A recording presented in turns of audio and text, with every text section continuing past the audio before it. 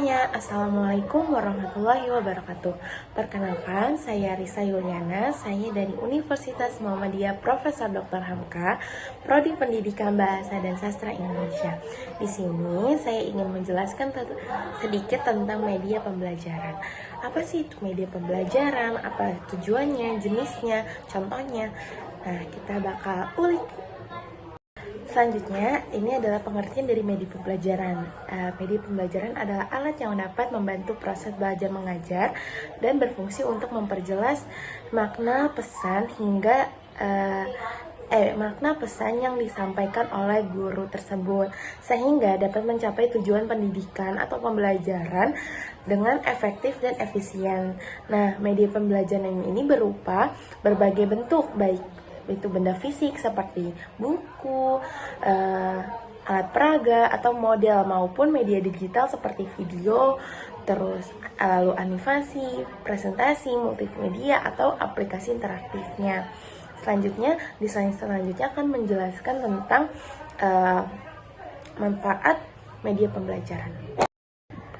Jadi, manfaat media pembelajaran dapat memperjelas penyajian pesan dan informasi sehingga mempelajar dan meningkatkan proses dan hasil belajarnya, yang saya sudah jelaskan yang saya sudah sampaikan tadi di pengertian media pembelajaran. Selanjutnya ada media pembelajaran dapat meningkatkan dan mengembangkan perhatian anak. Jadi anak dalam media pembelajaran ini anak menjadi lebih interaktif, lebih kreatif, karena sebelum-sebelumnya media pembelajaran hanya sedikit membahas poin-poin atau hanya di papan tulis saja. Jadi guru metodenya metode ceramah saja. Jadi tidak ada nih kayak presentasi dari guru ataupun hal-hal yang baru yang sudah didapat oleh siswanya. Selanjutnya ada media pembelajaran dapat mengatasi keterbatasan indera, ruang, dan waktu. Selanjutnya ada media pembelajaran dapat memberikan kesamaan pengalaman kepada siswa tentang peristiwa-peristiwa yang di lingkungan mereka, serta memungkinkan terjadinya interaksi langsung dengan guru, masyarakat, dan lingkungannya. Yang saya bilang tadi, jadi siswa ini dapat memperoleh atau pengalaman-pengalaman yang tidak dapat di rumahnya. Jadi di sekolah itu mendapatkan pengalaman-pengalaman baru. Selanjutnya akan menjelaskan tentang tujuan media pembelajaran. Selanjutnya saya akan menjelaskan tentang tujuan media pembelajaran. Hampir sama dengan manfaat media pembelajaran, tetapi ini mungkin lebih rinci atau lebih spesifik lagi. Jadi yang pertama ada meningkatkan pemahaman. Media pembelajaran dapat membantu menyampaikan informasi yang lebih jelas dan visual dengan menggunakan gambar-gambar, diagram, grafik, atau video. Konsep-konsep yang menjelaskan lebih kompleks yang dijelaskan dengan lebih baik sehingga memudahkan siswa untuk memahaminya. Jadi media pembelajaran ini sangat membantu siswa. Seperti itu. Lanjut ada meningkatkan keterlibatan. Media pembelajaran yang menarik dan informatif dapat membantu meningkatkan keterlibatan siswa dalam proses pembelajaran itu sendiri. Penggunaan media yang beragam seperti media digital atau alat peraga dapat membuat pembelajaran lebih menarik, menyenangkan, dan siswa memotivasi untuk belajar. Jadi siswa tidak hanya monoton melihat gurunya saja. Lanjut ketiga ada memfasilitasi pembelajaran yang aktif. Media pembelajaran dapat merangsang partisipasi aktif siswa dalam pembelajaran. Melalui media interaktif, siswa dapat terlibat aktivitasnya seperti menjawab pertanyaan, memecahkan masalah dalam sebuah soal-soal, atau partisipasi dalam simulasi yang dapat memperkuat pemahaman mereka. Lanjut yang keempat ada menggambarkan kontennya itu lebih nyata. Media pembelajaran dapat membantu menggambarkan konsep atau fenomena yang dengan cara yang lebih nyata, misalnya melalui gambar atau video. Jadi media pembelajaran ini sangat banget untuk membantu siswa.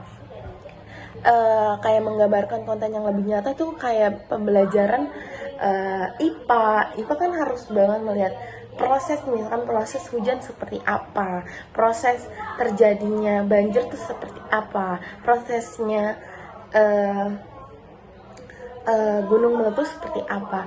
Itu membantu banget untuk siswa untuk membayangkan proses-proses seperti itu.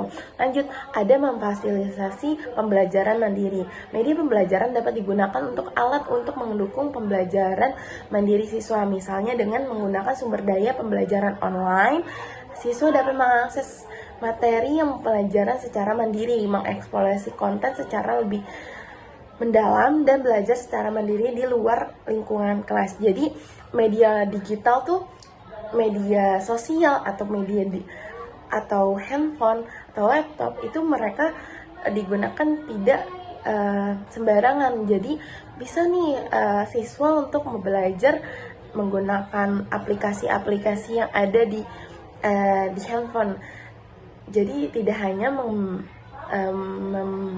main game saja gitu. Selanjutnya ada meningkatkan retensi dan pemulihan informasi. Penggunaan media pembelajaran yang menarik, visual atau referensi multimedia. Jadi itu kayak siswa tuh diajak presentasi buat PowerPoint, itu menjadi lebih menarik karena kebanyakan siswa lebih suka melihat gambar dibandingkan audio visual seperti itu. Lanjutnya akan menjelaskan tentang contoh-contoh media pembelajaran. Ya, di sini ada jenis-jenis media pembelajaran. Yang pertama ada buku dan materi cetak, yang kedua ada media audiovisual, yang ketiga ada media gambar, yang keempat ada interaktif, yang kelima ada media retail virtual atau FR, dan realitas argumentasi. Nah, saya menjelaskan satu-satu. Buku dan materi cetak. Buku teks referensi jurnal, lembar kerja, dan materi cetak merupakan media pembelajaran yang klasik dan masih banyak digunakan. Mereka menyediakan informasi yang terstruktur dan dapat diakses secara fleksibilitas. Nah, yang kedua ada media audiovisual, termasuk di dalamnya ada audio, video, multimedia. Media audio ini seperti rekaman suara, podcast, atau ceramah audio digunakan untuk menyampaikan informasi secara lisan. Media video dapat berupa presentasi visual, rekaman demonstrasi, film pendidikan, atau animasi. Media multimedia mencakup audio, video, teks, gambar, interaktivitas seperti presentasi multimedia atau aplikasi edukatif. Aplikasi edukatif tuh apa aja sih? Ada Google Classroom, itu termasuk dari aplikasi edukatif. Langsung ada aplikasi Ruang Guru, termasuk dari aplikasi edukatif. Lanjut ada media gambar. Media gambar ini termasuk kayak adalah gambar, foto, diagram, grafik, atau ilustrasi. Media gambar ini membantu menjelaskan konsep, memvisualisasikan informasi, atau memperjelas hubungan antara konsep-konsep yang lebih kompleks lagi. Lanjut ke media interaktif. Media interaktif termasuk dalam aplikasi edukasi, simulasi, permainan, pendidikan, perangkat lunak. Media pembelajaran interaktif memungkinkan siswa untuk terlibat lebih aktif dalam proses pembelajaran dan memperoleh pengalaman langsung dalam menjelajahi konsep-konsep yang ada. Nah, media realitas virtual dan realitas argumentasi ini memungkinkan untuk siswa mengalami lingkungan atau situasi pembelajaran yang realistis atau ditingkatkannya lagi dengan menggunakan headset VR atau perangkat AR. Siswa dapat berinteraksi dengan objek yang 3D, mengamati simulasi interaktif dan lingkungan imersif. Jadi menurut saya jenis media pembelajaran VR dan AR ini terdapat di kota-kota di Indonesia saja, tidak ada di desa-desa. Selanjutnya Selanjutnya yang keenam ada media online dan e-learning, alat peraga dan model, media visual data, media sosial, dan media cerita naratif. Sebenarnya media online dan e-learning itu sudah banyak digunakan di zaman sekarang.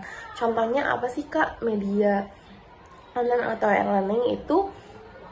Yang pertama ada Google Classroom, Zoom Meeting, Google Meet. Itu bisa banget digunakan untuk jadi media pembelajaran. Alat peraga dan model itu juga sudah digunakan di zaman-zaman belumnya masuknya handphone dan lain-lain. Contohnya kerangka manusia, terus model organ tubuh dan lain-lainnya. Terus media sosial adalah pembelajaran keselibatan. Platform media sosial digunakan dalam kompleks media pembelajaran yang kolaboratif di mana siswa dapat berinteraksi berbagai pengetahuan dari partisipasi dalam diskusi guru dengan siswa atau guru. Jadi media sosial ini bisa kita contohkan, misalkan siswa disuruh membuat puisi dan guru itu ingin mempublishnya, tapi mempublishnya dengan mereka menguploadnya di Instagram, story Instagram. Nah, itu bisa banget memanfaatkan media-media sosial. Nah, lanjut yang terakhir ada media cerita naratif. Media cerita naratif ini seperti dongeng atau literatur dapat digunakan sebagai media pembelajaran untuk menggambarkan konsep-konsep atau situasi nilai-nilai dalam bentuk yang lebih menarik dan menggugah imajinasi siswa. Seperti yang bisa kita sampaikan tuh contoh-contohnya kayak teks anekdot dan lain-lainnya. Di sini saya langsung menjelaskan contoh dari media pembelajaran. Yang di atas saya ada media pembelajaran, contohnya jenisnya media pembelajaran gambar. Lanjutnya ini adalah contoh media pembelajaran grafik. Selanjutnya ini adalah contoh media pembelajaran kartun ataupun komik. Jadi bisa banget nih kita sebagai pendidik untuk menggunakan komik atau kartun untuk pembelajaran memakai media pembelajaran kartun atau komik. Selanjutnya ada ini tuh biasanya terjadi di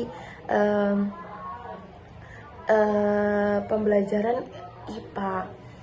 Ya, selanjutnya ada YouTube dan Canva. Nah, YouTube dan Canva ini kenapa saya masukkan di contoh media pembelajaran? Karena dari YouTube atau Canva itu bisa siswa mengedit di sana, bisa membuat PowerPoint di sana. Jadi siswa lebih kreatif lagi dengan menggunakan Canva. Selanjutnya ada YouTube. YouTube kenapa masuk ke sini? Karena banyak dari pembelajaran bahasa Indonesia ya yang menurut saya bisa banget dimasukkan di YouTube. Kenapa?